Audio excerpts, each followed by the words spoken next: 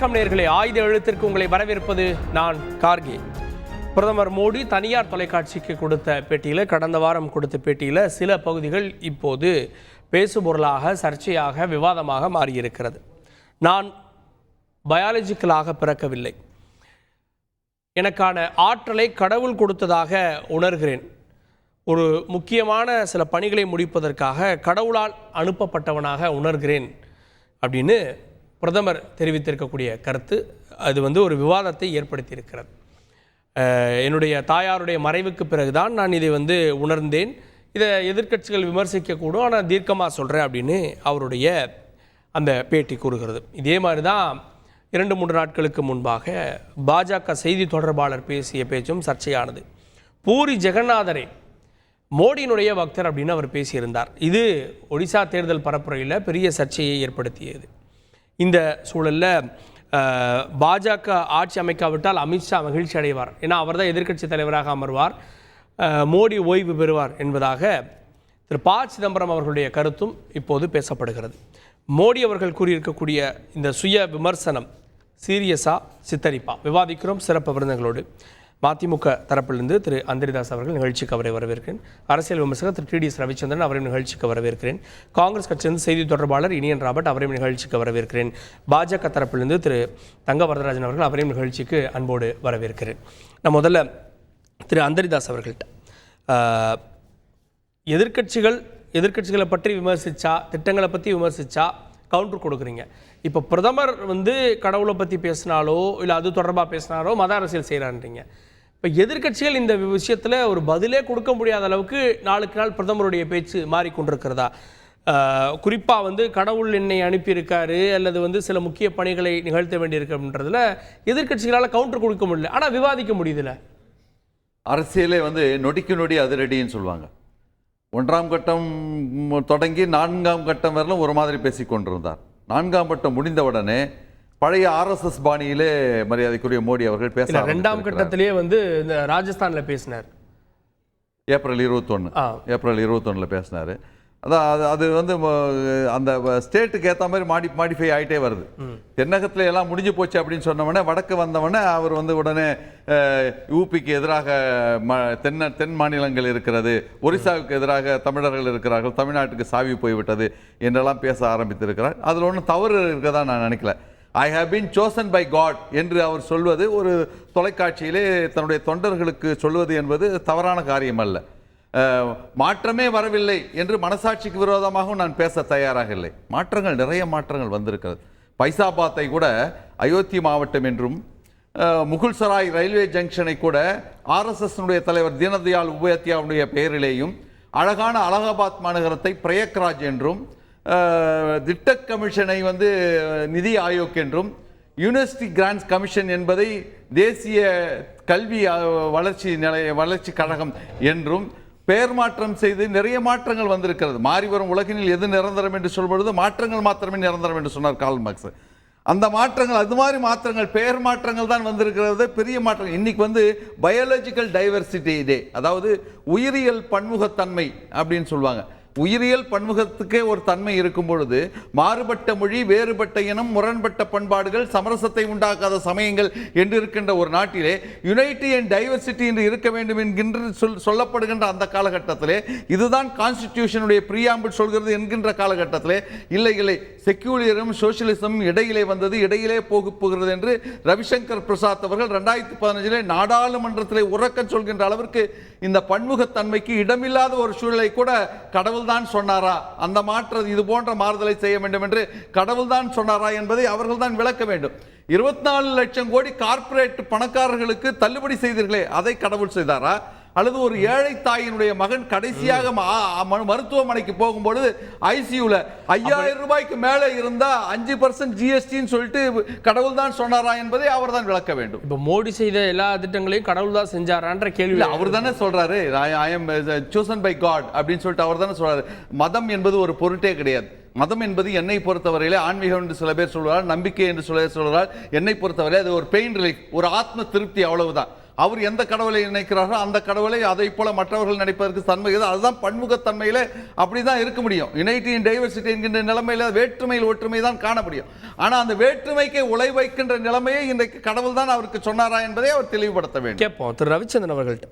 தேர்தல் பிரச்சாரம் திசை மாறுகிறதோ, திசை தெரியாமல் போகிறதோ, ரெண்டாம் கட்டத்தில் வந்து இந்து முஸ்லீமு அல்லது தாலியை பறிச்சிருவாங்க, மங்கள் சூத்ரா பறிச்சிருவாங்க, ஆடு மாடுகளை பறிச்சிருவாங்க, கிரிக்கெட் வீரர்களை முஸ்லீம் வந்துடுவாங்கன்னு எதையோ பேசணும்.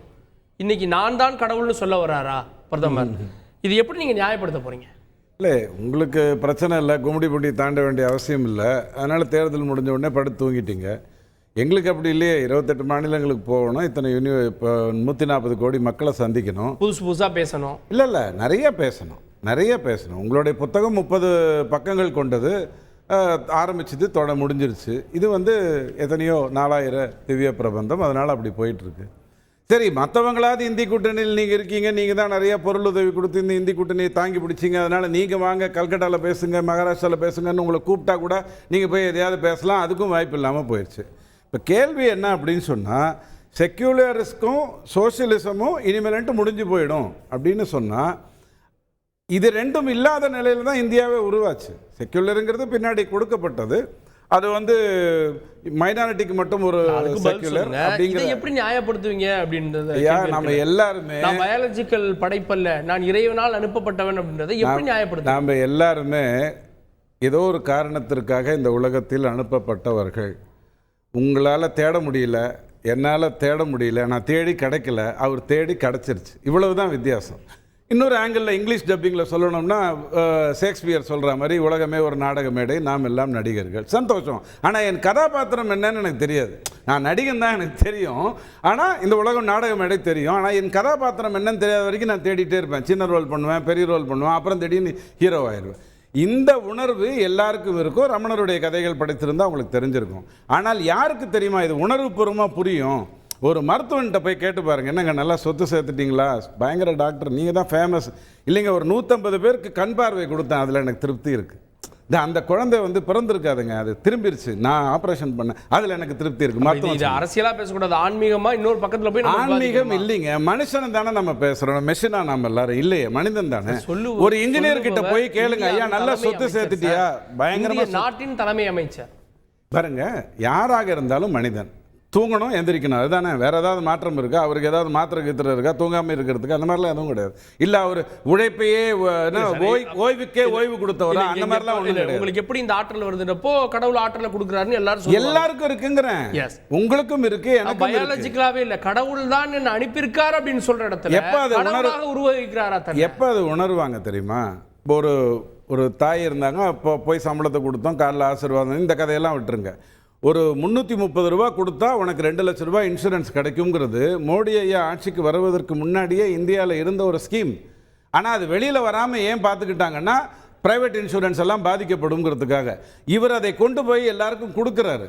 அதே மாதிரியே 70 ஆண்டு கால இந்தியாவில் கழிப்பறை வராத, நீர் வராத, வீடு இல்லாதவர்களுக்கு அதற்கான ஏற்பாடு பண்ணும்போது அவங்க நன்றின்னு சொல்லும் பொழுது அந்த கண்ணில் இருக்கக்கூடிய அந்த நீர் எனக்கு சொல்லுது, ஆமாம் நான் இந்த வேலைக்காக தான் வந்திருக்கேன், எனக்காக வாழ்கிறதுக்கு நான் வரலை, என்னுடைய குடும்பத்துக்காக நான் வாழ்கிறதுக்கு வரலைங்கிற எண்ணத்தை அப்படி தான் கொடுக்கும். 25 ரூபா சார் தலாக்கு இவங்க கேட்டது, சுப்ரீம் கோர்ட் தீர்ப்பும் கொடுத்துருச்சு, தஹேஜ் கேட்டது தலாக்குக்கு. ஆனால் அந்த சுப்ரீம் கோர்ட் தீர்ப்பையே தூக்கி போட்டுட்டு அந்த அம்மாவுக்கு அந்த 25 ரூபா கூட கிடைக்க முடியாத பண்ண செக்குலரிசம் எனக்கு வேண்டாம். ஆனால் இந்த இடத்துல என்ன ஆகுதுன்னா, ஆன்மீகம் தன்னை போல உள்ள சேர்ந்துட்ட ஒரே காரணத்தினால நான் எனக்காக பிறக்கலை, இது செய்கிறது எதுவும் என்னோடது இல்லை, இது எல்லாம். சார் ஒரு நல்ல பாடகன்ட்ட போய் கேட்டு பாருங்கள், அவ்வளோ அருமையாக அன்றைக்கி பாடினீங்களே, எப்படி பயிற்சி எடுத்தீங்க? ஐயா பயிற்சி மட்டும்தான் நான் எடுத்தேன், அன்றைக்கி பாடினது நான் இல்லை. ஒரு ஓவியன்ட்ட கேளுங்க, எந்த ஒரு மனிதன்ட்டையும் கேளுங்க, அந்த காரியத்தை விசுவையா சொல்லுவார். அரட்டையரங்கம் நடத்திக்கிட்டு இருந்தார். ஒரு 5 வருடத்துக்கு அப்புறம் பொது பிரச்சனைகள் எல்லாம் பேச ஆரம்பித்தார். ஒரு ஊருக்கும் போய் அங்கே இருக்கக்கூடிய பிரச்சனைகளை தீர்த்த உடனே ஒரு 100 பேர் காலில் விடுவோம், ஐயா என் பிரச்சனை தீர்ந்துருச்சுன்னு கிளம்பி போவான். கண்ணில் தண்ணி வரும். ஆனால் நான் எதுக்கோ வந்தேன், ஒரு சினிமாவில் வந்தேன், நாடகத்துக்கு வந்தேன், இங்கே அதில் இல்லாமல் டிவிக்கு வந்தேன், ஊரில் வந்தேன், பேச வந்தேன், பார்த்தா இத்தனை பேருக்கு பிரச்சனையை தீர்த்து கொடுத்தேன் அப்படின்னு சொல்லணும். அடுத்தவர்களுக்கு சேவை செய்து அதில் நல்லது கிடைக்கும் போது அந்த பிரதிபலன் எதிர்க்க பார்க்கும்போது எனக்கு தோணும், நான் இல்லை அப்படிங்கிற ஒரு எண்ணம் தோணும். இதே நான் அவன் இல்லைங்கிற எண்ணம் கெட்டவங்களுக்கு தோணும், அது வேற விஷயம். ஆனால் நீங்கள் பேசிக்க வேண்டியது உடலே என்னன்னா, ஒரு இடத்துல போய் அவர் வந்து பார்க்குறாரு, அட இத்தனை வருடமாக இந்த கோவில் நம்ம திருவனந்தபுரத்தில் இருக்கக்கூடிய பத்மநாப சாமி கோயில் வந்து தெரியும், திறந்தாங்க, அங்கே நிறைய சொத்துக்கள் இருந்தது, திறக்காமல் வைத்திருந்தாங்க, அதுதான் அந்த ஆன்மீகம். ஆனால் இங்கே வந்து சாமி தொலைந்ததே நமக்கு இன்னைக்கு தான் தெரியுது, இன்னைக்கு தான் நமக்கே தெரியுது. இன்னைக்கு தெரியல சார், ஏற்கனவே தெரிஞ்சு சுப்ரீம் கோர்ட்ல கேஸ் போய் ஏற்கனவே பல அறைகளை திறந்திருக்காங்க. இன்னொரு அறையினுடைய மறந்துட்டீங்கல்ல, பூரி ஜெகநாத் தான் சொல்றேன், பூரி ஜெகநாத் தான் சொல்றேன், மறந்துட்டீங்கல்ல. ஆனா உங்க லைஃப்ல ஏதாவது ஒரு இடத்துல பர்ஸ் தொலைச்சிருந்தீங்கன்னா அந்த இடத்த கடந்து போகும்போதெல்லாம் நீங்க இந்த இடத்துல தான் நான் பர்ஸ் தொலைச்சேன்னு நினைச்சிருப்பீங்க. ஏன்னா அது உங்க சொத்து, ஏன் சொத்து. ஆனா எனக்கு தங்கமயில் கபாலீஸ்வரர் கோயிலில் தொலைஞ்சு போச்சு, இன்னைக்கும் கிடைக்கல. திருச்செந்தூர் கோவிலில் வேல் கிடைக்கல. ஆனால் எனக்கு அதை பற்றி கவலையே இல்லை, சாப்பாடு கிடைச்சிதா சாப்பிட்டேன்னா நல்லா இருக்கேன். அவர் போகிறாரு, அந்த இடம் பார்க்குறாரு, வருத்தப்படுறாரு, எங்கே போயிருக்கும். ஏன்னா இந்த அந்த மாநிலத்துக்கான விஷயத்தை அவர் பேச வேண்டிய அவசியம் இருக்கு. உங்களுக்கு 6 இடத்துல பேசினா போறோம் சார். தமிழ்நாட்டில் கூட்டத்தை கூட்டிட்டு வந்துருவாங்க. தமிழ்நாடு பூரா 30 மாவட்டங்களுக்கு போகணுங்கிற அவசியம் கூட உங்களுக்கு கிடையாது. 6 இடத்துல கூட்டத்தை கூட்டிட்டு வந்துருவாங்க, 34 போகணுங்கிற அவசியமே கிடையாது. ஆனால் இங்க அப்படி கிடையாது, இந்தியா பூரா போகணும், மணிப்பூருக்குள்ள போகணும், எல்லா இடத்துக்கும் போகணும்.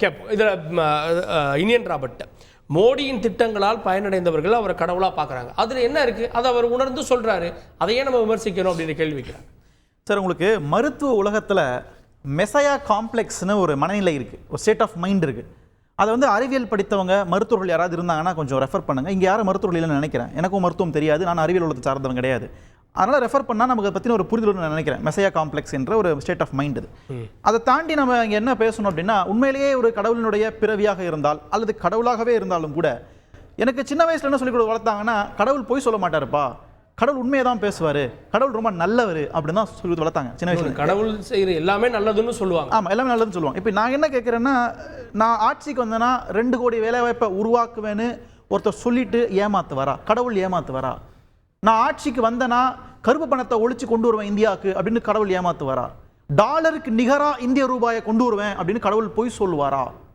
இதெல்லாம் தாண்டி பூரி ஜெகநாத் கோயிலுடைய பொக்கிஷரையின் சாவி தமிழ்நாட்டில் தான் இருக்குன்னு ஒட்டுமொத்த சமூகத்தையும் கேவலப்படுத்துவாரா, அபத்தமாக பேசுவாரா? ரைட், நீங்க மோடின்னு பேர் வச்சவங்க எல்லாம் திருடர்கள் நீங்க தலைவர் ராகுல் காந்தி பேசுனதுக்கு ஐயோ மோடின்ற சமூகத்தையே அசிங்கப்படுத்திட்டாங்கன்னு சொன்ன இதே பிஜேபி காரங்க இன்னைக்கு ஒட்டுமொத்த தமிழ்நாட்டு மக்களையும் திருடர்கள் ஆக்கியிருக்காங்க. தமிழ்நாடு மக்கள் கலவணிகளா உங்களுக்கு?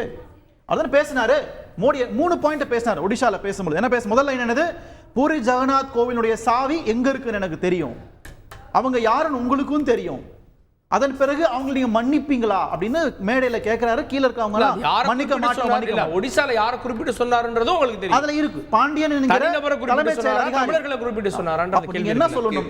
அது அந்த மாநிலத்தினுடைய பிரச்சனையை நீங்க பற்றி பேசும் பொழுது அந்த மாநில அரசு குறித்து பேசுங்க, அந்த மாநில முதலமைச்சர் குறித்து பேசுங்க, ஏன் சீஃப் செக்ரட்டரி கூட பாயிண்ட் அவுட் பண்ணி பேசுங்க, அது பிரச்சனை இல்லை.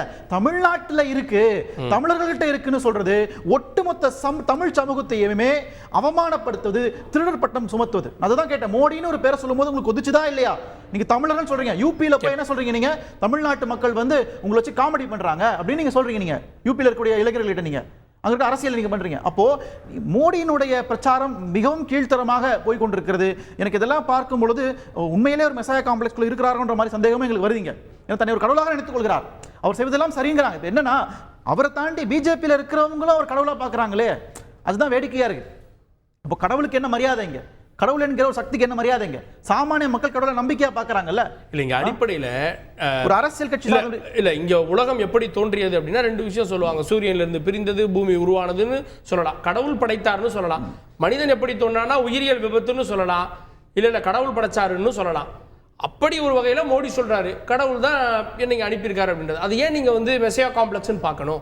இல்லை, நீங்கள் கடவுள் உங்களை அனுப்பியிருந்தா எங்களுக்கு எந்த பிரச்சனையும் இல்லை, வாங்க, நிறைய பேர் வந்திருக்காங்க, கடவுள் நிச்சயம் உலகத்துக்கு வந்திருக்கிறாங்க, அது எங்களுக்கு எந்த மாற்று கருத்தும் இல்லை.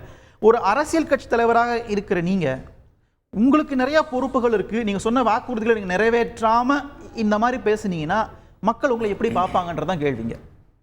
அதுதான் என்னுடைய குற்றச்சாட்டு அங்கே இருக்குது. அப்போ 10 ஆண்டுகள் நீங்கள் இதெல்லாம் நான் செஞ்சுருக்கேன், இதெல்லாம் நான் இந்த சாதனைகள் பண்ணியிருக்கேன், இத்தனை மக்களை நான் வறுமை கோட்டிலேருந்து மேலே கூட்டிகிட்டு வந்திருக்கிறேன், இவ்வளோ வேலை வாய்ப்பை நான் உருவாக்கியிருக்கேன், இந்தியாவில் மனிதவள மேம்பாடு ஹியூமன் டெவலப்மெண்ட் இண்டெக்ஸ் உடைய குறியீடு குறையலை, அதிகமாக இருக்கு, பெர் கேபிட்டா இன்கம் தனிநபர் வருமானம் அதிகரிச்சிருக்குன்னா நான் உங்களை வரவேற்கிறேன், கடவுளுடைய மகன் அல்லது கடவுளுடைய ஒரு பிறவின்னு நான் நம்புறேன். நீங்க சொல்றதுக்கு எதுவும் இல்லாமல் எந்த கடவுள் சார் சொல்லுவார் உங்களுக்கு? இந்துக்கள் சொத்தை பிடிங்க இஸ்லாமியர் கொடுத்துருவாங்க, எந்த கடவுள் சொல்லுவாரு? எந்த கடவுள் சொல்றது மாதிரி? எந்த மதமா இருந்தாலும் பரவாயில்ல. கேட்போம் திரு வரதராஜன் அவர்கள்ட்ட. கடவுளை வைத்து வாக்கு சேகரிக்கிறார் அல்லது மதத்தை வைத்து வாக்கு சேகரிக்கிறார் குற்றச்சாட்டு வந்தது. இப்போ கடவுளே நான் தான் அப்படின்னு வாக்கு சேகரிக்கிறாரா பிரதமர்? அதாவது கார்கே வணக்கம். பொதுவாக நரேந்திர மோடி அவர்கள் ஆன்மீகத்துல மிக அதி தீவிர பக்தர், ஒரு மிகப்பெரிய இறை பக்தர்.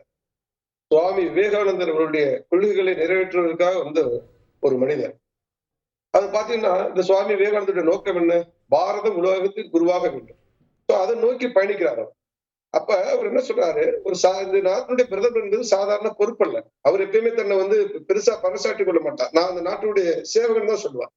அப்ப ஒரு டிஆர்பாருடைய மகன் இன்னைக்கு இந்த 140 கோடி மக்களுக்கு, எனக்கு முன்னாடி சகோதரர் ரவி கூட சொன்னார், இன்னைக்கு எத்தனை கோடி கழிப்பறை கட்டி கொடுத்திருக்கிறேன், எத்தனை கோடி ஜன்தன் அக்கௌண்ட் ஓபன் பண்ணிருக்கிறோம், 4 கோடி வீடு கட்டி கொடுத்திருக்கிறேன், முத்ரா கடன் பெற்றவர்கள் இன்னைக்கு எத்தனை கோடி, இன்னைக்கு எத்தனை 11 கோடி பேருக்கு மேல விவசாய ஊக்கத்தொகை, 11 கோடிக்கு மேல கேஸ் இணைப்பு, இதெல்லாம் கொடுத்திருக்கிறப்ப அது பல்வேறு விஷயம். அது மாத்திரம் கிடையாது. இன்னைக்கு வெளிநாட்டுல இருக்கக்கூடிய கத்தார் நாட்டில இருந்து ஒரு 8 பேர் தூக்குல கொண்டு வர முடியுதுன்னா அதுக்கு கொடுத்தது. அதே போல உக்ரைன், ரஷ்யா, அப்புறம் உலக நாடுகள் யாருக்கு 2 நாடுகளும் உலக நாடு யார் கட்டுப்படப்ப நரேந்திர மோடி சொல்றப்ப கட்டுப்பட்டது. சோ இதுக்கெல்லாம் இப்படி இருந்து சேவையாற்றுன்ற பொழுது அவர் என்ன சொல்றார், அப்படி இந்த பாக்கியம் பெற்றது நான் இறைவன் வழியில நான் சேவையாற்றுறேன் அப்படின்னு அதனுடைய இதை சொல்றார். ஆனா இறைவன்லாம் சொல்லல, இறைவன் அனுப்புனதா நான் நினைக்கிறேன், எனக்கு அந்த நாட்டு மக்களுக்கு சேவையாற்றுற வாய்ப்பு தந்தது இறைவன் சொல்றார். இதைதான் நீங்க இப்படி புரிந்து கொள்ளணுமே தவிர நீ வேற எதுவும் பொருள் கொள்ளக்கூடாது. இப்ப என்ன சொல்றீங்கன்னா, நீங்க பூரி ஜெகநாதர் ஆலய விஷயத்துல சொல்றேன். நான் என்ன சொல்றேன் சார், ஒரு விஷயம் சார், கிட்டத்தட்ட 10ஆம் நூற்றாண்டுல புனரமைக்கப்பட்ட அந்த ஆலயம், நீங்க எந்த பாண்டியனை கொச்சப்படுத்தாரு, தமிழ்ல கொச்சப்படுத்தாரு எல்லாம் அப்புறம் எடுத்துக்கொள்ள கூடாது. நான் என்ன கேட்கிறேன்னா, தமிழ்ல கொச்சப்படுத்தா நீங்க இதுல இது பண்ணாதீங்க, நான் இதுல எப்படி இன்டர்பிரட் பண்ணவே கூடாது, நான் இன்டர்பிரட் பண்ணாதீங்க. நான் என்ன சொல்றேன்னா, இன்னைக்கு அப்படிப்பட்ட பாரம்பரிய மிக்கத்துல ஒரு 3 கருவூலத்துல 3 அறைகளுடைய சாவி, ஒண்ணு பாத்தீங்கன்னா அந்த மன்னர்கிட்ட இருக்கும், மன்னர் குடும்பத்துல, ஒண்ணு அந்த அரசு அதிகாரிட்ட இருக்கும், ஒண்ணு பாத்தீங்கன்னா அந்த பூஜாரிட்ட இருக்கும். இந்த சாவி எப்ப காணா போகுதுன்னு அந்த இதுல சொல்றாரு. இவர் 12 ஆண்டுகளாக தனிச்செயல யாருக்கு இருக்கிறாரு, ஒடிசா முதல்வர் நவீன் பட்நாயக். இவர் அன்னி இல்லாம எந்த டிஜிபியோ தலைமைச் செயலாளரோ யாரும் போய் நவீன் பட்நாயக் சந்திச்சிட முடியாது, நிதியமைச்சர் கூட சந்திக்க முடியாது. அப்படி நவீன் பட்நாயக் இவர் மூலியம் தான் எதா இருந்தாலும், அப்படி இவர் மிகப்பெரிய ஒரு முதலமைச்சர் போலதான் இப்ப செயல்பட்டு இருக்காரு. இதான் உண்மை. இதுக்கு இந்தியன் ராபர்ட்டுக்கு நல்லா தெரியும், மறுக்க முடியாது, நான் சொல்லிடுறேன். அப்படிப்பட்டப்ப 2018 அங்க விரிசல் வருது. அந்த விரிசல் வர்றதப்ப அந்த சாவி காணும்னு சொல்றாரு அந்த அரவிந்த் அகர்வால். இது யாரு தனிச்செயலாளர் இருக்கிறா, அந்த ஆட்சி இன்னைக்கு நடத்துறது பாண்டியன் தான். நான் என்ன கேட்கிறேன் சார், அப்புறம் நீதிபதி தலைமையில கமிஷன் அமைக்கப்படுது, அந்த அறிக்கை அரசாங்கம் கொடுக்க மாட்டேது. 2019 பாத்தீங்கன்னா சொல்றாங்கல்ல, அதுக்கு என்ன பதில் சொல்றீங்க சார்? இதே மாதிரி தானே மோடியை, பிரதமர் மோடியை குறிப்பிட்டதை மோடி சமூகத்தை குறிப்பிட்டதா மாத்தி வழக்கு பதிவு பண்ணீங்க, அதுலதான் தண்டனை கிடைச்சிச்சு அப்படின்றாரு. ஒரு விஷயம் சார், மோடி அப்படி எங்கேயுமே பேசல சார். என்ன மோடின்றது அவமதித்தானது சில நபர்கள் அப்படி நினைச்சாங்க, அவ்வளவுதான். மோடி எங்கேயுமே அப்படி அவமதிச்சாரு எங்கேயுமே சொல்லல. அதுதான் நீங்க புரிஞ்சுக்கணும். அதனால இதுல எல்லாம் அப்படி பண்ணாதீங்க. இந்த சாவி தொலைந்து விட்டது, இந்த சாவிக்கு யார் பொருள்? இன்னைக்கு நிர்வாகத்தை பார்த்தது பாண்டியன், அவ்வளவுதான் பொருள். அங்க என்ன சொல்றாங்க, சாவியை கண்டுபிடிச்சிருக்குமா இல்லையா? அங்க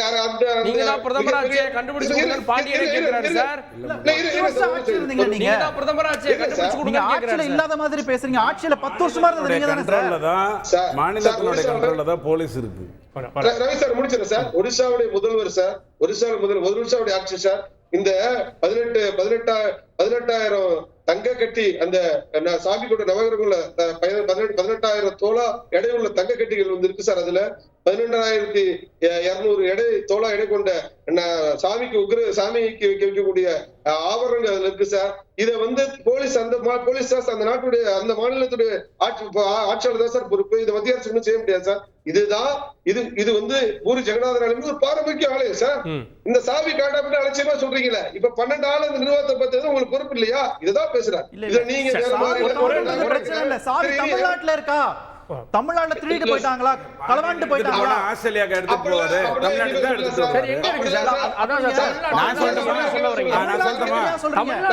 தமிழ்நாட்டுல எடுத்துட்டு வருவாருங்கிறது நான் கருத்தா சொன்னேன்னு வச்சுக்கோங்க.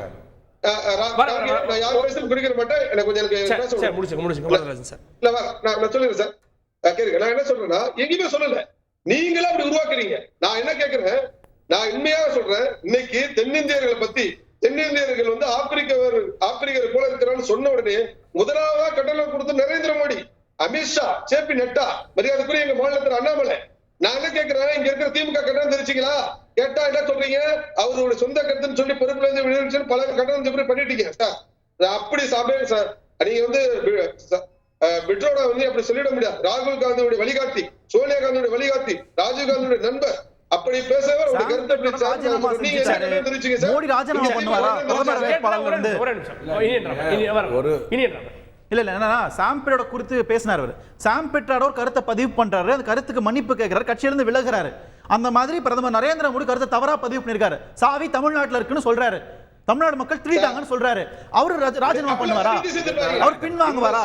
அதை டைவர்ட் பண்றீங்கன்னு மத்திய அமைச்சர் எல்முருகன் சொல்றாரு. யாரை டைவர்ட் பண்றா? இந்த தமிழர்களை வந்து பிரதமர் அவமதித்து விட்டதா சொல்வது ஒரு டைவர்ட். அந்த ஸ்பீச்ல தெளிவா பேசியிருக்கிறாரு. சாவி தமிழ்நாட்டுல இருக்கு, நீங்க அவங்கள மன்னிப்பீங்களான்னு கேக்குறாரு. தமிழ்நாட்டுல இருக்குன்னு சொல்றாங்க. யார் எடுத்துட்டு போனா? அதுதான் ஹிந்தி தெரிஞ்சா ஹிந்தி தெரிஞ்சிருந்ததுன்னா நல்லா இருந்திருக்கும். ஹிந்தி தெரியாது போனாக்க நான் என்ன பண்ண முடியும்? டப்பிங் தான் கொடுக்க முடியும். இல்ல இல்ல இல்ல சம்பந்தப்பட்டது ஈடி அடிச்சு கண்டுபிடிக்கலாமா? அத தங்க சம்பந்தப்பட்ட மேட்டர்ல வர முடியாது. அது ஈடி வெச்சு கண்டுபிடிக்கலாமா? அப்புறம் எங்க தமிழ்நாட்டுல எங்க அதை ஒடிசால் வந்த உடனே நான் கண்டுபிடிச்சு கொடுக்க போறேன்னு அவர் தெளிவா சொல்லிட்டாரு. ஆனால் இதை ஒரு பத்திரிகை செய்தியாக 20 வருடமா யாரும் எழுதல. இப்ப கேள்வி என்ன அப்படின்னு சொன்னா, மோடி என்கின்ற பெயர் சொன்னதுங்கிறதுக்காக அந்த ராகுல் காந்தி மேல கேஸ் வரல. அவர் ரொம்ப தெளிவா என்ன சொன்னார், அது என்ன திருடர்கள் பேர், ஓடினவங்க பேர் சொன்னா திருடர்கள் பேர் சொன்னா மோடின்னு வருது அப்படின்னு தெளிவா ஒரு சமூகத்தை சொன்னார். ஆனா என்ன வந்து ஈவே ராமசாமி ஐயா சொல்லியிருக்காரு, தமிழ் ஒரு காட்டி மராட்டி பாஷைன்னு சொல்லியிருக்காரு. ஆனா நான் படிச்சேன், இந்து என்றால் திருடன்னு சொல்லியிருக்காரு. நான் அதை பத்தி கவலைப்படல. ஏன்னா அறிஞர்கள் பேசும்போது அதுக்கு பின்னாடி உள்ளம் கவர்ந்த கல்வன் அப்படின்னு ஒரு காரணம் இருக்கும்னு எனக்கு தெரியும். ஆனா அதே மாதிரி ஒடிசால எடுத்தீங்கன்னு சொன்னா அவர் தெளிவா சொல்றாரு, இத்தனை நாள் இது ஏன் பேசு பொருளாக ஆகவில்லை? அவரை பார்க்கவே முடியாதுங்க. நீங்க முதலமைச்சரை பார்க்க முடியாது. பார்க்கணும்னா பாண்டியனை தான் பார்க்க முடியும். அப்ப இவர் என்ன பண்ணியிருந்திருக்கணும், இந்த மாதிரியான ஒரு விஷயம் இருக்குது, அதை நான் முன்னெடுத்து கொண்டு போறேன் அப்படின்னு சொல்லிடணும். நான் உங்களை கேட்கிறேன், இன்னி வரைக்கும் மோடி ஐயா கேரளாவில் வந்து பத்னாவர் கோயில் இந்த மாதிரி நடந்ததுக்கு கம்யூனிஸ்ட் தான் காரணம் அல்லது காங்கிரஸ் தான் காரணம்னு எங்கேயாவது பேசியிருக்காங்களா? இல்ல. அது அந்த கரை திறக்கப்படவே இல்லை. திறந்தாங்க, இருந்துச்சு, விட்டுட்டாங்க, போயிடுச்சு. ஆனால் இங்க அப்படி கிடையாது. இன்னொன்னு சொல்றேன், சேகர் பாபு ஐயா இத்தனை நிலங்களை நான் கையகப்படுத்தி கொடுத்திருக்கிறேன், கோவில் நிலங்களை மீட்டு கொடுத்திருக்கிறேன் அப்படின்னு சொன்னாரு. எனக்கு ரொம்ப சந்தோஷம். ஆனால் அந்த திருநவங்க யாருங்கிற பேர் யார் சொல்லுவாங்க? அந்த திருநவங்க யாரு? எங்க இருந்து திருநாங்க? ஒடிசால இருந்து வந்து திருநாங்களா? அந்த பட்டியல் போட்டாங்க. பட்டியல பாஜகவினர் எத்தனை பேர் இருக்காங்கன்னு வன்னியரசு பட்டியல் போடல. பட்டியல்ல பாஜக இருக்கிறத மட்டும் வெளியிட்டாங்க, பட்டியலை வெளியிடல. அண்ணாமலை தெளிவா கேட்டாரு, பட்டியலை இன்னைக்கு நாளைக்கு தினத்தந்தியில கொடுக்க சொல்லுங்க, இதுதான் என் பட்டியல்னு சொல்லுங்க. நம்ம ஆனா அதுல இருக்கிற பாஜக பெயரை மட்டும் எடுத்து சொன்னாங்க. அது அரசியல், அவங்க செஞ்சுட்டு போட்டோம். ஆனா கேள்வி இங்க என்ன அப்படின்னா, ஒரு ஜன்தன் அக்கௌண்ட் எடுத்துக்கோங்க சார். சிம்பிளா அந்த கடவுளை உணர்கின்ற விஷயத்துக்கு நான் வந்துடுறேன். நான் வந்து இந்த ஸ்டாலின் ஐயா பிரதமரை களவாணின்னு கூப்பிட்டதை பத்தி நான் கவலைப்படல. அது ஒரு தேர்தல் மீட்டிங்ல கூப்பிட்டாரு, போனா பச்சு விட்டுருங்க. ஆனா உலகம் பூரா இருக்கக்கூடிய ஒரு இது என்னன்னா, இத்தனை தஸ்தாவேஜுகளை கொடுத்தா தான் உங்களுக்கு வங்கி அக்கௌண்ட் ஓபன் பண்ண முடியாது. 48 கோடி பேருக்கு இப்படி திறந்தா அங்க அக்கௌண்ட் ஓபன் பண்ணணும் சொன்னாரு. பணம் நேரடியாக வங்கிக்கு வர்ற மாதிரி பண்ணாரு. அவங்க கண்கலங்கி சொல்றாங்க. அதை பார்க்கும்போது நான் கடவுளா உணர்றேன். அதோட இல்லாம ஸ்லம் போர்டுல இத்தனை, இன்னைக்கு நீங்க பீச் ரோடுக்கு போங்க சார், ஸ்லம் போர்டுக்கு போங்க சார், மோடி வீடுன்னு கொடுத்துருக்காங்களே, அதுல இஸ்லாம் சகோதரிகளுக்கு எத்தனை பேருக்கு கொடுத்துருக்காங்கன்னு ஒரு சும்மா வெளியில நிக்கிறவங்க கிட்ட கேளுங்க. நிறைய பேர் அப்ளிகேஷன் வாங்குறதுக்காக நிப்பாங்க. அவங்க கிட்ட கேளுங்க சார், அவங்க தான் சார் அதிகம்னு சொல்லுவாங்க. அப்படி பாரபட்சம் இல்லாமல் இந்தியனா பார்த்ததனால அவங்க கடவுள்னு சொல்லுவாங்க. நான் சந்தோஷப்படுறேன். இங்க வந்து மோடி வந்து தன்னை கடவுளா உணர்ந்து கொள்ளட்டும், அதுல எல்லாம் பிரச்சனை இல்லை. மோடி வழிபாடு ஒன்று அப்படின்றத நிர்பந்திக்காதப்போ நம்ம ஏன் அதை விமர்சிக்கணும், அதை ஏன் கேள்விக்குள்ளாக்கணும்னு ஒன்று இருக்குல்ல? பொதுவெளியில் வந்தப்போ விமர்சனத்திற்கு அப்பாற்பட்டவர்கள் யாரும் இல்லை. பொதுவெளியில் வந்துட்ட பிறகு எல்லா விமர்சனமும் எல்லார் மேலேயும் இருக்கத்தான் செய்யும். அண்ணன் சொன்னார், ஏதோ கும்மிடி பூண்டி தானா நாங்கள்லாம் இல்லைன்னாரு. கும்மிடி பூண்டி தானா இல்லாத கட்சியை பற்றி மத்திய பிரதேசம் போபாலில் போய் ஊழலின் ஊற்றுக்களின் புலம்ப வேண்டிய அவசியம் இங்கே கிடையாது. இன்சூரன்ஸ் ஏதோ வெளியில் காங்கிரஸ் காலத்துலையும் இன்சூரன்ஸ் இருந்தது, அதுக்கப்புறம் இப்போ தான் மோடி ஐயா தான் அதை தெரியப்படுத்தி இருக்கிறாரு, ஆக்ட் ஆஃப் காட்ன்ற மாதிரி சொல்லிட்டு வந்தார். அப்படிலாம் ஒன்றும் கிடையாது. இன்சூரன்ஸை வந்து அது வந்து பொதுமைப்படுத்தி இருக்கலாம். காங்கிரஸ் காலத்துலேருந்து இன்சூரன்ஸ் இருக்குது. ஆனால் இப்போ அவர் சொல்கிறார்ல, இதில் பிஎஸ்என்எல்ல வந்து 4Gயும் 5Gயும் கொண்டு போய் வந்து ஜியோ கிட்ட ஏன் கொடுத்தாங்க, பிஎஸ்என்எல் ஏன் அதனால நொடிஞ்சு போச்சு, 82,000 பேர் விஆர்எஸ்ல ஏன் வர வேண்டிய சூழ்நிலை ஆகிப்போச்சு. ஆக ஜியோ கொண்டு போய் 4Gயும் 5Gயும் கொடுக்கணும்னு சொல்லிட்டு கடவுள் சொன்னாரான்றது அவர் தெரியப்படுத்தணும். ஆகவே எல்லாவற்றையுமே இன்னைக்கு கடவுள் பெயரால் நம்ம நினைச்சோம். 4வது கட்டம் வரும்போதே நினைச்சோம் இது கடவுள் ஃபோக்கஸ் வரலையே, ராமர் கோயில் எடுபடலையே, என்ன கொண்டு வர போறாங்க அப்படின்னு சொல்லும்போது கரெக்டாக வந்து இப்போ வந்து கடவுளின் பிள்ளை, கடவுளால் அனுப்பப்பட்டவன் என்ற மாதிரி சொல்லிட்டு இருக்காரு. அப்படின்னு சொன்னா ஹிமாந்தா பிஸ்வாசியும், பிரேம் காந்தியும், பிரபுல் பட்டேலையும், அஜித் பவாரையும், முகுல் சராயையும் இவங்களெல்லாம் பிஜேபி வாஷிங் மிஷின்ல போட்டு தூய்மையாக்கிடுங்கன்னு சொல்லிட்டு கடவுள் தான் சொன்னாரான்னு தெரியல. இவங்க வந்த பிறகு இங்க புனிதம் ஆயிடுறாங்க. அது எப்படி ஆகுறாங்க தெரியல. அதையும் கடவுள் தான் சொன்னாரான்னு தெரியல. கிரிமினலைசேஷன் ஆகிட்டு இருக்கு. நான் அதை வந்து தீர்த்திருத்த விரும்புறேன்னு சொன்னார். ஆனா என்ன நிலைமைன்னா, பிரயாக் சிங் என்ஐஏவிலே இந்த குண்டு வெடிப்பு வழக்கிலே, மாலேகான் குண்டு வெடிப்பு வழக்கிலே 7 வருடம் சிறையில இருந்து பிணையிலே வந்தவருக்கு வந்து சென்ற முறை 2019 மத்திய பிரதேசம் போபால்ல எம்பிக்கு நிக்கிற வாய்ப்பு கொடுத்தாங்க. அப்படின்னா நீங்க தானே இன்னைக்கு 40% பிஜேபி எம்பிக்கள் வந்து கிரிமினல் பேக்ரவுண்டோட இருக்கிறவங்க. அதுலயும் 20 பேர் ரொம்ப மோசமான கொலை வழக்குகள் இருக்குது. 302 ஐபிசி போன்ற கொலை வழக்குகள் இருக்குதுன்னு சொல்லிட்டு புள்ளிவிவரம் சொல்லுது. ஆகவே இதை வந்து நீங்க சொல்லிட்டே இருக்கீங்க, உங்க பக்கத்திலேயே தான் அதெல்லாம் ரிஃப்ளெக்ட் ஆகுது. ஆக அந்த வகையில தான் அதை வந்து பார்க்கணுமே தவிர, இப்போ வந்து மறுபடியும் கடைசியா வந்து ஓபிசிக்கு வந்துட்டார். ஓபிசி 27% எப்படி எங்க நமக்கு போயிடுமோன்றதுக்காக ஓபிசிக்கு வந்தார். 1951 15 நாள்ல ஒரு சீர்திருத்த வந்து முதல் அரசியல் சட்ட திருத்தம் வரும்பொழுது தெளிவா சொன்னாங்க, சமூகத்திலும் கல்வியிலும் பின்தங்கியவர்கள். ஆனா சியாம் பிரசாத் முகர்ஜி, RSS உடைய சியாம் பிரசாத் முகர்ஜி தான் சொன்னாரு, இல்லை பொருளாதார அடிப்படையிலும் பின்தங்கியவர்களையும் சேர்க்க வேண்டும் அன்னைக்கே சொன்னாங்க. அதுக்கப்புறம் 7-8 1990 விபி சிங் வந்து மண்டல் கமிஷனை நடைமுறைப்படுத்தும் போது அசோக் சிங்கால் தான் சொன்னாரு, இனி பிஜேபி எல்கே அத்வானி அதை முன்னெடுப்பார், இதோ புயல் வந்து வீச தொடங்கி விட்டது, இந்த அம்பு வந்து அயோத்தியை நோக்கி பாயப்போகிறது என்று சொல்லி அவர்கள் தான் அந்த மண்டல் கமிஷனுடைய அறிக்கையை கிடப்பிலே போடுவதற்காக மந்திரின்னு கோவில் பிரச்சனையை எடுக்க ஆரம்பித்தார்கள். ஆக இப்படிப்பட்டவங்க இனி இடஒதுக்கீட்டில் ஏதோ பசாங்கு போடுறாங்க, 27% ஓபிசி இருந்து அந்த வாக்குகளை கைப்பற்ற வேண்டும் என்பதற்காக இன்றைக்கு பாசாங்கு போடுகின்ற நிலைமையில தான் பிஜேபி சர்க்கார் இன்றைக்கு போயிட்டு இருக்குது. கடலின் சீற்றம்லாம் இதுல ஒண்ணும் வரல. ஆகவே இந்த 4வது 5ஆம் கட்ட தேர்தலில் விரக்தியினுடைய விளிம்பிலே இருக்கிறார் என்பதைத்தான் திரு தங்கவரதராஜன் அவர்கள்ட்ட ஒவ்வொரு தேர்தலுக்கு முன்பும் சரி ஏதாவது ஒரு பிரச்சனையோ இல்லை சர்ச்சையோ பிரதமர் கிளப்புறாரா? ஊடுருவல்காரர்கள் அப்படின்னு சொன்னது, அதிக பிள்ளை பெற்றுக்கொள்பவர்கள் சொன்னது, அதானி பணம் டெம்போன்னு சொன்னது, நான் எப்போ இந்து முஸ்லீம்கள் பிரிவினையை பேசினேன்னு பிரதமர் கேட்டது, நான் கடவுளின் தூதர்னு சொல்றது, ஒவ்வொரு முறையும் பிரதமருடைய பிரச்சாரத்தில் வெளிப்படக்கூடியதை வந்து பதற்றமா பார்க்கலையா நீங்க? அதற்காக அதுக்கு முன்னாடி ஒரு சின்ன கருத்து சகோதரர் அந்தரிதாஸ் பேசுறப்ப சொன்னாரு, மாலகான் குண்டுவெடிப்பு பத்திலாம். சார், அதாவது 2007 இந்த அப்துல் கசாப் என்பவர் பயங்கரவாதம் வந்து செய்து எவ்வளவு பேர் சுட்டு கொண்டான். அதாவது அந்த காங்கிரஸ் ஆட்சியில பயங்கரவாத கடுமையா தலைவிரி தாடுச்சு. குறுக்கே பேசலாம் சார், கடுமையாக தலைவிரி தாடுனுச்சு. ஆக நாங்க பாஜக வந்து கட்டுப்படுத்துங்க, தயவு செய்து பயங்கரவாதத்தால அந்த நாடு சீரழிதுன்னு சொல்லி தொடர்ந்து நாங்க சண்டை போட்டோம். அதே போல அதெல்லாம் தவற விட்டுட்டு வாக்கு வங்கிக்காக மாறாக இந்து பயங்கரவாதம் இருக்குது என்று நாட்டு மக்களுக்காக சித்தரிக்கிற நோக்கத்துக்காக ஒரு பெண் துறவிங்க அந்த மாலகான் குண்டுவெடிப்புல திட்டமிட்டு பயங்கரவாதம் இருக்குது, பெண் துறவி வந்து பயங்கரவாதத்தில் ஈடுபட்டு இந்து பயங்கரவாதம் ஒண்ணு இருக்குது சித்தரிக்க முயற்சி காங்கிரஸ் செய்த சதி என்பது அது.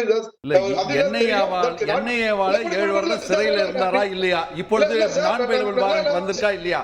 அவர் பேர்ல நான் பெயர்வல் வாரண்ட் இப்ப வந்திருக்கு. அந்தரிதாஸ் நான் பேச முடிச்ச மாதிரி பிடிங்க, நிச்சயமாக அதை நீங்க உங்க கருத்து பதில் சொல்லுங்க. அடுத்தது பாத்தீங்கன்னா அதே போல சொராபி என்கவுண்டர் குஜராத்ல வந்து பாத்தீங்கன்னா பயங்கரவாதத்தை கடுமையா ஒழிக்கிறதுக்கு அன்றைக்கு எங்க மரியாதைக்குரிய அமித்ஷா அந்த மாநில உள்துறை அமைச்சரா இருந்தார். அவரு மேல ஒரு என்கவுண்டர் பயங்கரவாதியை பண்ணதுக்காக போலி என்கவுண்டர் சொல்லி அவரை சிறையில் தந்தது இந்த காங்கிரஸ் கட்சி. அந்த காங்கிரஸ் கட்சி என்பது இந்த இது போன்ற குற்றச்சாட்டுகள் எல்லாம் காங்கிரஸால் புனையப்பட்டது. பயங்கரவாதத்தை கன்விக்ட் இல்ல அதுக்கப்புறம் என்ன ஆச்சுன்னா லோயான்றவர் வந்து மர்மமான முறையில இறந்து போயிடுறாரு. அதுக்கு பிறகுதான் சுப்ரீம் கோர்ட் ஜட்ஜ்மென்ட் ஆனாங்க. சுப்ரீம் கோர்ட் ஜட்ஜ்மென்ட் நீதிமன்றத்து வாயிலா நடந்து பாருங்க சார். நீதிமன்றம் சொல்லிச்சு பாருங்க சார். விடுங்க சார். அடுத்தது சார் வர சார். இப்ப நீங்க என்ன சொல்றீங்க கார்கே? எங்களுக்கு எந்த ஒவ்வொரு பிரச்சாரத்திலையும் பிரதமர் வந்து பயன்படுத்துவது வெறுப்பு அரசியலா அப்படின்ற கேள்வி வருது. இன்னைக்கு வந்து வெறுப்பு அரசியலை தாண்டி மத அரசியல், அதை தாண்டி நான் கடவுள் வந்து நிக்கிறாரா?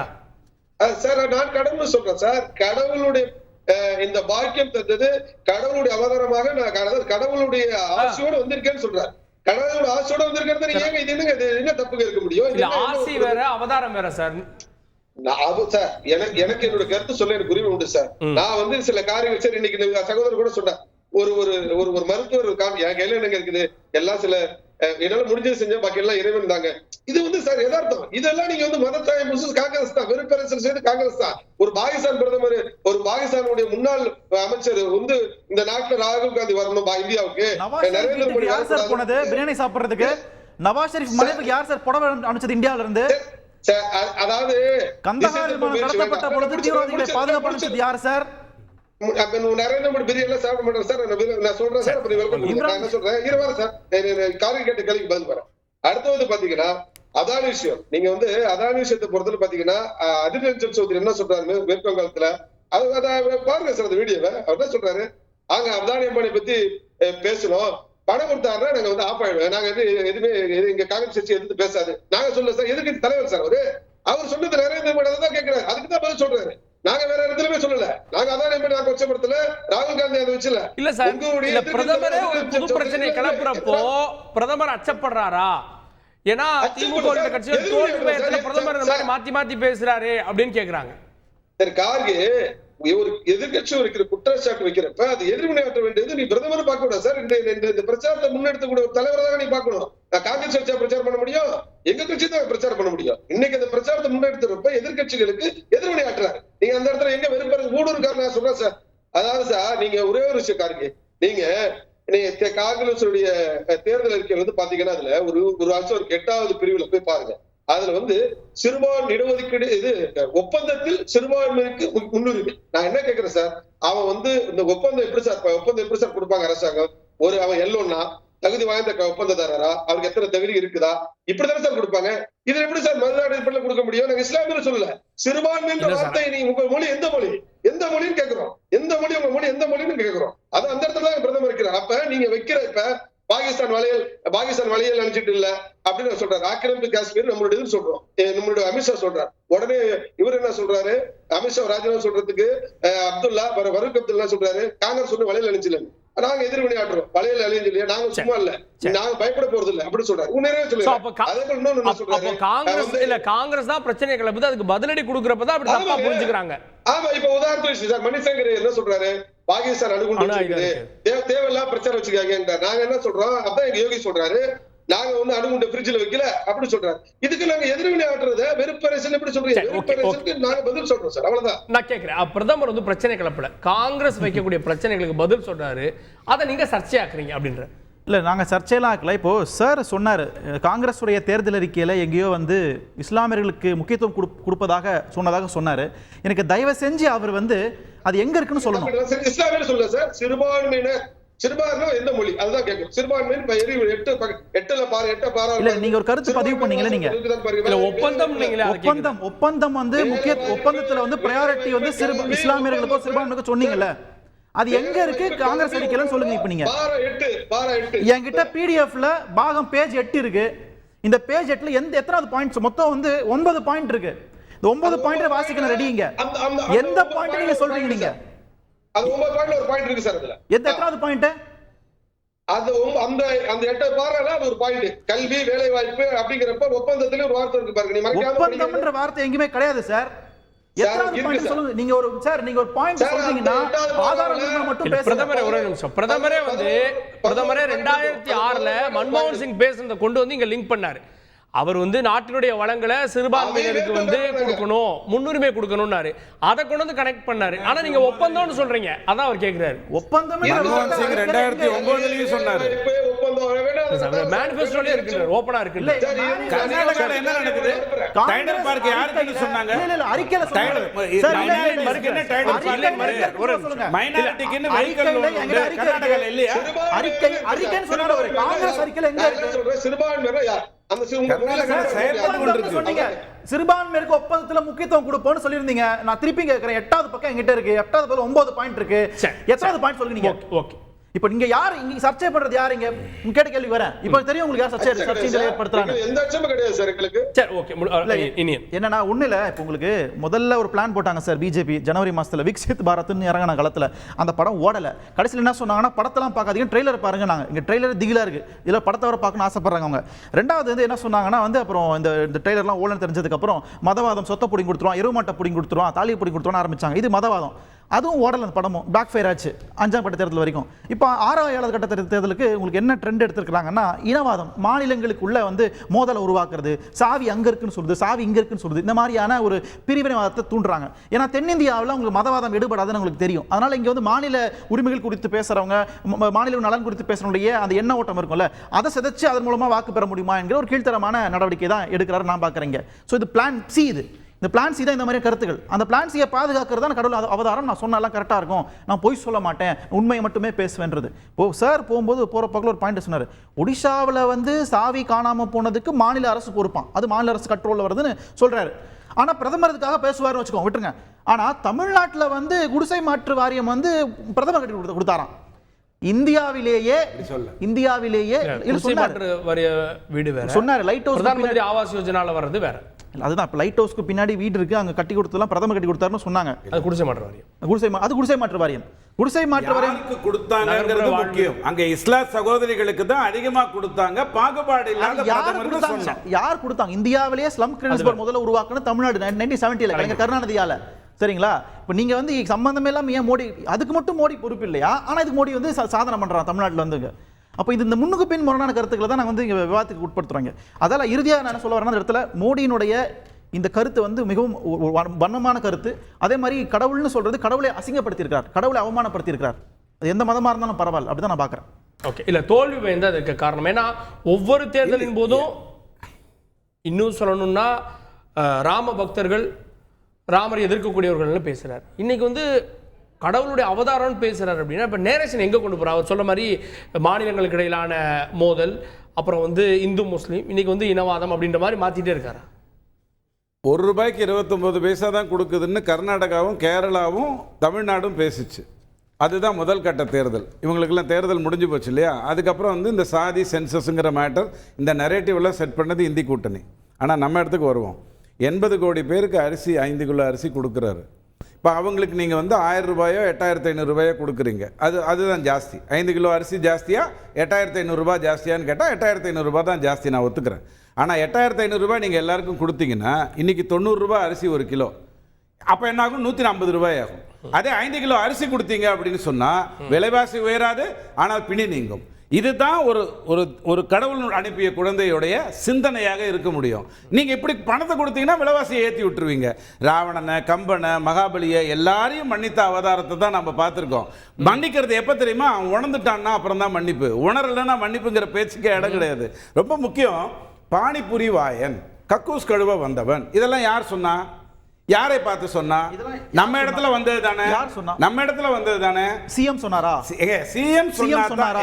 சிஎம் தானே களவாணினாரு. அமைச்சர்கள் சொன்னாங்க. சிஎம் சொன்னதுக்கு வரட்டுமா? ஒரு பத்திரிகை நம்புறேங்க, ஒரு பத்திரிகை மிக சிஎம் சொன்னதுக்கு வர்றேன். இல்ல கேட்கும்போது சொல்லாம விட்டா ஒரே வரிதாங்க. ஒரு பத்திரிகை அதனுடைய ஒரு எடிஷன்ல ஒரு வார்த்தையை அரசு திட்டத்தை பற்றி தவறா போட்டுருச்சு சார். கேவலமான வார்த்தையை போட்டுருச்சு, நான் ஒத்துக்கிறேன். ஆனா உடனே சனாதனிகளே இப்படித்தான்ட்டாரு. முதல்வர் சொன்னாரு, சனாதனிகளே இப்படித்தாங்க, அவங்க வம்ச ரீதியா அப்படித்தான் பண்ணுவாங்கன்ட்டாரு. பண்ணது ஒரு பத்திரிகையோட ஒரு எடிஷன். இதெல்லாம் நாங்க நிறைய பார்த்திருக்கோம், பிரச்சனை இல்ல. ராமலாலா வர்ற வரைக்கும் அந்த செய்தி ரொம்ப லைட்டா கலந்து போறீங்க. எது அந்த பத்திரிகை பண்ண செய்தி கேவலமான வார்த்தைன்னு சொன்னேன். நான் சொல்றேன் லைட்டா கடந்து போறீங்க. நான் லைட்லங்க, நான் தெளிவு லைட் கொண்டு வந்ததே நான் தானே, நீங்க மறந்து போயிட்டீங்க. அந்த வார்த்தை தவறான வார்த்தை எனக்கு நல்லா தெரியும். ஆனால் அதை செய்தது ஒரு பத்திரிகையோட ஒரு எடிஷன். ஆனால் நீங்க சொன்னது சனாதனிகளே இப்படித்தான் சொன்னீங்க. நாங்கெல்லாம் இதெல்லாம் நிறைய 60 வருஷமா பார்த்திருக்கோம் சார். ஒண்ணே ஒன்று மட்டும் நீங்க புரிஞ்சுக்கோங்க. ராம்லாலா அந்த விஷயம் நடக்கும்போது ஒரு 14 நாள் விரதம் இருந்தார். அந்த 14 நாள் விரதம் இருக்கும்போது நிறைய கோவில்களுக்கு போனார். ஆனால் அலுவல்களை செய்தார். கெஜ்ரிவால் மாதிரி இந்த வேலையெல்லாம் பார்க்கக்கூடாது அந்த வேலையெல்லாம் பார்க்கக்கூடாதுன்னு வெளில வந்தவர் இல்லை. 14 நாள் எல்லாத்தையும் பார்த்தார். அந்த பார்க்கும் பொழுது தான் அந்த உணர்வு வரும். எப்படி வரும்னா, அந்த ராமா கண்ணை திறந்தானா என்னை பார்க்கறதுக்கு தாண்டா கண்ணை திறந்தாங்கிற ஒரு எண்ணம் நல்ல மனுஷனுக்கு வரும். சந்தோஷமா யார் வேணாலும் இருக்கலாம். நிம்மதியா நேர்மையானவனால தான் இருக்க முடியும். அண்ணன் நிம்மதியா இருக்கிறாரு, அதுல எந்த குழப்பமும் அவருக்கு இல்லை. ஆனா நீங்க ஒரு விஷயம் புரிஞ்சுக்கோங்க. உயிரேன்னு ஒரு படம் தில்சேன் இந்தியில வந்தது. அந்த படத்துல ஒரு டயலாக் வரும், உங்களுக்கெல்லாம் பாம்பே தான் தெரியும், டெல்லி தான் தெரியும், சென்னை தான் தெரியும், நாங்கெல்லாம் இருக்கிறதே தெரியாது. இதுதான் 70 ஆண்டு கால காங்கிரஸ் உடைய வரலாறு. இந்த மாதிரி ஊர்கள்லாம் இருக்கிறதே தெரியாது. ஆனா இன்னைக்கு கிராமத்துக்கு கிராமம், தெருவுக்கு தெரு, ஊருக்கு ஊரு தண்ணியும் கழிப்பறையும் மின்விளக்கும் போகும்போது அந்த மக்களின் கண்ணீரில் இருந்து வருகின்ற அந்த இது பார்வை இருக்கு பாருங்க, அது என்ன தெய்வத்தை காட்டும். நான் தெய்வமா மாறவே முடியாது, அது எப்படி மாற முடியும்? ஆனால் மனிதனும் தெய்வம் ஆகலாம்னு கண்ணதாசன் சொன்னதை கரெக்டா படிச்சீங்கன்னா புரிஞ்சிடும். தேர்தல் பிரச்சாரத்தில் மட்டும் கடவுளையோ இறைபக்தியோ பேசல, முன்பிருந்தே அவர் வந்து பேசியிருக்காரு. முதலமைச்சராக இருக்கப்போயும் சரி, பாஜகக்காரராக இருக்கப்போயும் சரி, இதை இப்போ மட்டும் பேசிட்டாரு, இல்லை இப்போ மட்டும் தேர்தல் பிரச்சாரத்தில் 2ஆம் கட்டம் 3ஆம் கட்டத்தில் பேசுறாருன்னு அப்படி தேர்தலுக்காகனு பார்க்குறீங்களா? இல்லை, முன்பும் பேசியிருக்கிறாரு. தேர்தல் பதட்டத்தின் போதும் பேசுவது தான் அவங்க வாடிக்கை. சென்ற தேர்தலில் 2019 தேர்தலில் கூட மத்திய அமைச்சராக இருந்த ஜோதி பிரக்யா சிங் அவர்கள் என்ன பேசினாங்கன்னா, இந்த நாடாளுமன்ற தேர்தல் வந்து ராம் ஜாதேக்களுக்கும் ஹராம் ஜாதேக்களுக்கும், அதாவது ராமருடைய பிள்ளைகளுக்கும் முறை தவறி பிறந்த பிள்ளைகளுக்கும் எதிரான தேர்தல் என்று அன்றைக்கே சொன்னார். சொன்னது உண்மையிலே கொடுக்கல, பரவாயில்ல, ரொம்ப சந்தோஷம். அதுதான் இப்ப சொன்னாரு நீக்கின மாதிரியா அவர் ரிசைன் பண்ணிட்டு போனாரு. அவர் 10 நாளைக்கு முன்னாடி என்ன காங்கிரஸ்ல இல்ல. நான் முடிக்கிறேன் சார். அந்த பதட்டம் தான் இப்ப ஒரு கட்டத்துல ஊடுருவல்னாரு, அதுக்கப்புறம் அதிக பிள்ளைகள்னாரு, இப்ப ஜிகாத் வாக்கு வங்கினாரு, பதட்டம் அவங்களுக்கு தான் வந்திருக்குது. மரியாதைக்குரிய வரதராஜன் எப்பவும் அப்படி பேசியிருக்காரு சார். இப்ப பேசுறத மட்டும் ஏன் பதட்டம்னு பாக்குறீங்க? இல்ல, முன்ன எடுபடலை, இப்ப எடுபடுமான்னு சொல்லிட்டு யோசிக்கிறாங்க. அதை எடுபடுமான்னு எதிர்கட்சிகளுக்கு அச்சமா? அச்சம்லாம் கிடையாது சார். இப்ப அவங்க பேசுறதுக்கு நம்ம எதிர்கருத்து சொல்றோம், அச்சம்லாம் கிடையாது. ஒரு கருத்து சொல்லும்போது எதிர்கருத்து சொல்லதான். அதாவது பிராண்டே அவர் பண்ண அவர் வந்து ரிசைன் பண்ணி மே 8 ரிசைன் பண்ணிட்டார். அவர் ரிசைன் பண்ண பிறகு இன்னும் வந்து அந்த கச்சேரி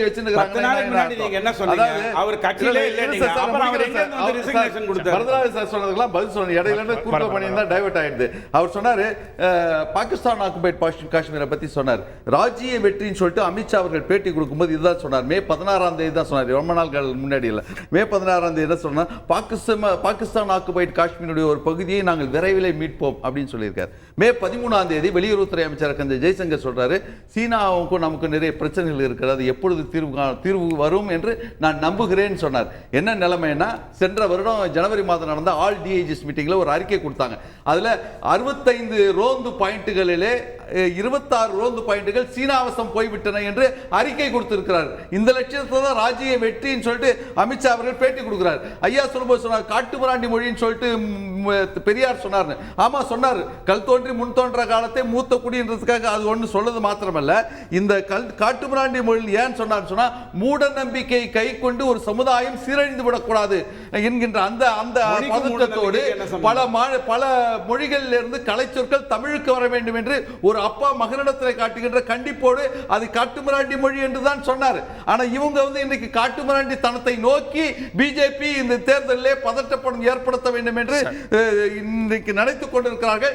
RSS உடைய தலைவராக சுதர்சனம் வரும்பொழுது தெளிவாக ஒன்றை சொல்லி இருக்கிறார், இந்திய அரசியல் சட்டம் இந்துக்களுக்கு எதிரானது, ஆகவே அது வந்து மேற்கிந்திய கலாச்சாரத்தை ஒட்டி எழுதப்பட்டது, ஆகவே முழுமையாக மாற்றப்பட வேண்டும், அதிலேயும் இந்து மத நூல்களின் அடிப்படையிலே அது மாற்றப்பட வேண்டும் சொன்னார். இப்ப யாரு இப்ப அரசியல் சட்டத்தை மாற்ற போறான்னு யார் சொல்றாங்க? அவங்களுடைய வழி வந்தவர்கள் தான் சொல்லி மாற்ற மாட்டோம்னு சொன்னாரு. அப்ப என்ன அப்படின்னா செக்யூலரியம் வந்து சோசியலிசத்தையும் நீக்க போறோம். இடையில போக போறது சியாம் பிரசாத், இவரு ரவி சங்கர் பிரசாத் பாராளுமன்றத்தை சொன்னாரு. சந்தில வந்தது சார், சந்தில வந்து பாராளுமன்றத்தை சைடுல அப்படியே உள்ள விட்டது. அதுதான் சார். அப்ப செக்யூலர் சோஷியலிசம் கிடையாதா? தேவையில்லைங்க. இந்தியாக்கு எதுக்குங்க secular? India already secular. India already secular. அத மாத்திர நாத்திகம் எங்க கிட்ட கிடையவே கிடையாது. பூனை குட்டி வெளிய வந்துச்சு. இல்லங்க, போலி நாத்திகம் தான் நீங்க செக்யூலர் சோஷியலிசத்தை மாத்த தீபாவளிக்கு வாழ்த்து சொல்லாம அரசியல் சட்டமே மாறின மாதிரி தான் கணக்கு. தீபாவளிக்கு வாழ்த்து சொல்லாம குற்றச்சாட்டு உண்மையே இல்ல சார். என்னங்க 400 சீட்டு கிடைச்சா பாஜக இது மாத்திடுவாங்க. அதெல்லாம் வாய்ப்பே இல்ல. இது அம்பேத்கர் சொன்னதுல இருந்து இன்னி வரைக்கும் எங்கயாவது டிவியேட் ஆயிருந்தா ஆர்எஸ்எஸ் உடைய தலைவர் சுதர்சன் சொன்னதுக்கு வழி சொல்லுங்க சார். இங்க பாருங்க, டாக்டர் அம்பேத்கர் எனக்கு அம்பேத்கர் கூட தான் சொன்னாரு. எனக்கு பாராளுமன்றம் பத்தி தெரியும். நீங்க சில கோவில்களை பத்தி சொல்றீங்க, அதை பத்தி எனக்கு தெரியாது. ஆர்எஸ்எஸ்ங்கிறது ஒரு யூனிவர்சிட்டி, அது ஒரு அற்புதமான கோவில். நான் அதை பத்தி விமர்சிக்க விரும்பல. இங்க வந்துடுறேன். இது உபாத்தியாயா எஸ்பிஐல சம்பந்தப்பட்ட இயக்கம் அரசு. சோம்நாத் சாட்டர்ஜி அப்பா இருக்கார்ல, கம்யூனிஸ்ட், அவரோட இந்து மகா சபால தான் கோட்சே இருந்தாங்க. நீங்க கூட்டணியில இருந்து கம்யூனிஸ்ட் வார்த்திட்டு இருக்கீங்க. காந்தகார் விமானத்துல போய் எல்லாரும் விட்டாங்களாமா? முடிச்சுங்க. இல்ல அதுதான் சொல்றேன். அதாவது தேர்தல் வந்து இன்னைக்கு கலப்படம் வந்து அதுதான் இந்த பிஜேபி தான் பண்ணிட்டு இருக்குது. அதனால எத்த தின்னா பைத்தியம் தெளிவுன்ற மாதிரி இன்னைக்கு எதையாவது செய்து ஜெயித்து விட வேண்டும். 400 போய் 350 போய் ஒருவேளை காங்கிரஸ் ஆட்சிக்கு வந்தால் பேச ஆரம்பிச்சிட்டாங்க. அதனால இப்ப இங்க என்ன இந்த இதுல என்ன பேச்சுனா, ஒருவேளை இவங்க எதிர்கட்சி ஆயிட்டாங்கன்னா அதுல வந்து எதிர்கட்சி தலைவரா மோடி இருப்பாரா, அமித்ஷா இருப்பாரா என்கின்ற கேள்வியை தூக்கி வந்திருக்கு. ஓகே, இறுதி கருத்து ஒரே வரி திரு வரராஜன் எல்லார்ட்டையும். அதாவது திரு கார்கே அதாவது சொன்னார் சார், 6 மாதத்திலிருந்து தீர்த்து 6 மாதத்துக்குள்ள மீட்டெடுக்கப்படும் ஒண்ணு. இன்னொன்னு சார், இந்த கருத்துல பதில் சொல்ல சார், அவர் தவறான குற்றச்சாட்டு வைக்கிற ஒரு நிமிஷம் கார்கே. அதாவது சீனா வந்து இன்னைக்கு வந்து அண்ணன் சொன்னார் 25.65 வந்து அவங்க எல்லாம் அவங்களோட வசம் இருக்குன்னு சார். 1959 62 நேருடைய தவறான அறிக்கை சொல்றேன். 60 வருஷத்துக்கு பின்னாடி போயிட்டாரு. என்ன சார் இது? நான் முன்னாடி போன வருஷம் ஜனவரி மாசம் 27 டிஐஜி ரிப்போர்ட் சொல்றேன். அந்த ரிப்போர்ட் பொய்யான்னு சொல்லுங்க. உடனே நேருக்கு போயிடுறாங்க, கிராமிக்கு போயிடுறாங்க. இல்ல ஒரே வரியில முடிச்சிருங்க ப்ளீஸ். டைவர்ட்டிங் எல்லாரும் ஒரு வரி பேசுங்க. கருத்துல குறிக்கிடாதீங்கன்னா இல்ல சார், இல்ல ஒரே வரியில போய் சொல்றீங்க. நாங்க வந்து குறுக்கிடாம இருக்க முடியுமா? பயன்படுத்திட்டு இருக்கா. நேருடைய தோல்வியால இந்த நாடு இருந்துச்சு. இன்னைக்கு வரைக்கும் சார், இன்னைக்கு நரேந்திர மோடி ஒரே வரியில சார் 38 பகுதிகளுக்கு வந்து சீனாவோட பேர் வச்சிருக்காங்க. நேரம் இல்ல சார், ஒரே வரி புரிஞ்சுங்க. ஒரே வரி நிறைவா சொல்றேன் சார். எங்களுக்கு நிறைய சொல்றேன், எங்க பதட்டம் என்பது பாஜக இருந்ததே கிடையாது. சொல்றேங்க, இந்த 400 பாராளுமன்றத்துக்கு மேல எங்களுடைய கூட்டணி வெற்றி பெற்று ஆட்சிக்கு வருவோம். ரவி சார் வந்து என்ன சொன்னாருன்னா, மோடி ரொம்ப நிம்மதியா இருக்கிறாருன்னு சொன்னாரு. ஆனா அவர் பேசுறத பார்த்தா நிம்மதியா இருக்கிற மாதிரி எங்களுக்கு தெரியல, டென்ஷனா இருக்கிற மாதிரி தெரியுது. ஏன்னா உளறிக்கிட்டே இருக்கிறாரு, தப்பா பேசிக்கிட்டு இருக்கிறாரு. மக்கள் பார்த்துட்டு தானே இருக்கிறாங்க. மாற்றி பேசுறாரு. மத கலவரத்தை ஏற்படுத்த தூண்டுறாரு, இனக்கலவரத்தை ஏற்படுத்த தூண்டுறாரு, மாநிலங்களிடையே கலவரத்தை ஏற்படுத்த தூண்டுறாரு, சாவி இங்கே தமிழ்நாட்டில் இருக்கின்றார், தமிழர்களை திருடங்கள்னு சொல்றாரு. அப்போ இது எல்லாமே பார்க்கும்போது நிம்மதியாக இருக்கிற மாதிரி தெரியல எனக்கு. ரெண்டாவது என்னன்னா, ஜன்தன் யோஜனா சொல்லிட்டு இருக்காங்க. ஜன்தன் யோஜனா முதல்ல பிஜேபி கவர்மெண்ட் கொண்டு திட்டமே கிடையாது. யார் வேணா சயின்ஸ் நாலேஜ் இருக்கிறவங்க, கூகுள் பண்ண தெரிஞ்சவங்க போய் பார்த்து தெரியும். பேசிக் சேவிங்ஸ் பேங்க் டெபாசிட் அக்கௌண்ட் என்கிற அக்கௌண்ட்டை கொண்டு வந்து காங்கிரஸ் அரசு, அதுக்கு பேரை மாத்தினது பிஜேபி. அது பெருவாரியா கொண்டு போய் 48 கோடி பேருக்கு காங்கிரஸ் கொண்டு போச்சு. அதுல வந்து அதெல்லாம் வந்தது இல்ல. ஸ்வச் பாரத் அபியானுடைய பழைய பேர் நிர்மல் பாரத் அபியான். அதையும் மறந்துடக்கூடாது. சரி, ஓகே இறுதி கருத்து ஒரே தமிழ்நாட்டில் கொஞ்சம் ஸ்டிக்கர் வச்சு பார்த்தா அவர் தெரிஞ்சிடும். 2-3 கருத்து தான் சொல்லணும். ராகுல் காந்தி ஐயாவுடைய மேட்டர்லாம் சரியா ஒர்க் அவுட் ஆகலன்னு தான் இப்போ கெஜ்ரிவாலை நோக்கி போறாங்க. ஒரு பத்திரிகைக்கு ராகுல் காந்தி ஐயா பேட்டியை கொடுக்க மாட்டேங்கிறார். ஏன்னு தெரியல. அவர் பேசினாதான் ஏதாவது தெரியும். உபாத்தியாயாவுடைய பேரை தெருவுக்கு வைத்தது என்பது எதற்கு தெரியுமா? அவர் எவ்வளவு பெரிய மகானுங்கிறது முதல்ல பிஜேபியில் இருக்கிறவங்களுக்கு தெரியணும், இந்தியாவுக்கு தெரியணும். அந்த மாதிரியான ஒரு விஷயம். இன்னைக்கு ஒரே ஒரு நல்ல விஷயம் சொல்றேன். ஆர்பிஐ ஒரு சர்ப்ளஸ் டிரான்ஸ்ஃபர் பண்ணிருக்கு. 1.4 லட்சம் கோடி தான் டிரான்ஸ்ஃபர் பண்ண முடியும் போது 2.10 லட்சம் கோடியை டிரான்ஸ்ஃபர் பண்ணிருக்கு. இந்த கவர்மெண்ட் வச்சுக்கன்னு சொல்லியிருக்கு. அப்படி ஒரு அற்புதமான ஒரு ஆட்சி நடக்குது. பாகுபலி 1-2 தான் பாத்தீங்க, 3 பார்க்க போறீங்க. அருணாச்சல பிரதேசத்துல 32 பகுதிகளுக்கு சீனாவின் பேர் வச்சிட்டு இருக்காங்க. இன்னும் கொஞ்ச நாள்ல பாஸ்போர்ட்டே வந்து அவங்க தான் கொடுப்பாங்க போலகுது. இந்த லட்சத்துல இருக்குது. 75 வருஷத்துக்கு முன்னாடி நேருக்கு போயிட்டாங்க இவங்க. Okay right. ஓகே, தேர்தலில் பல குற்றச்சாட்டுகள், தேர்தலில் பல பரப்புரை, இது எல்லாவற்றுக்கும் விடை தேர்தல் முடிவுதான். பொறுத்திருந்து பார்க்கலாம். வாதத்தில் பங்குண்ட சிறப்பு அனைவருக்கும் நன்றி. பார்த்தவங்களுக்கும் நன்றி. நேயர்களே, தொடர்ந்து நீங்கள் தந்தி தொலைக்காட்சியோட